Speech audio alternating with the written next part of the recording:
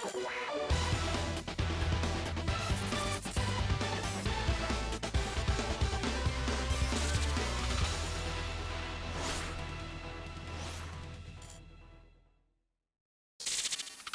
everyone, how are you doing? This is MD Tech here with another quick tutorial. In today's video, I'm going to show you guys how to resolve if the Google Chrome web browser is not opening or displaying web pages properly. So while this isn't necessarily a Google Chrome problem, this is more of a general problem to be honest. I'm going to be going through a quick fix that should hopefully be able to resolve the issue for you guys.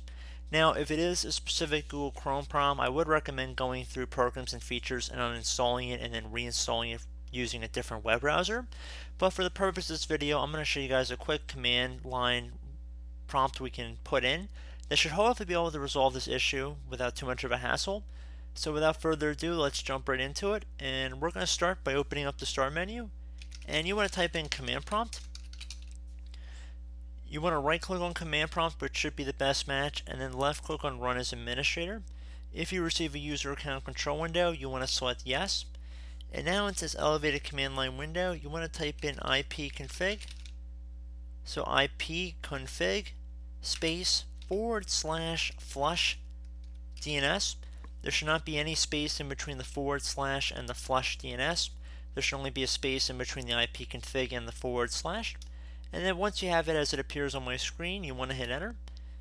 And then once you've done that successfully, you want to type in NET SH space winsock, so WINSOCK space reset. So again, NETSH space winsock space reset. Then you want to hit enter.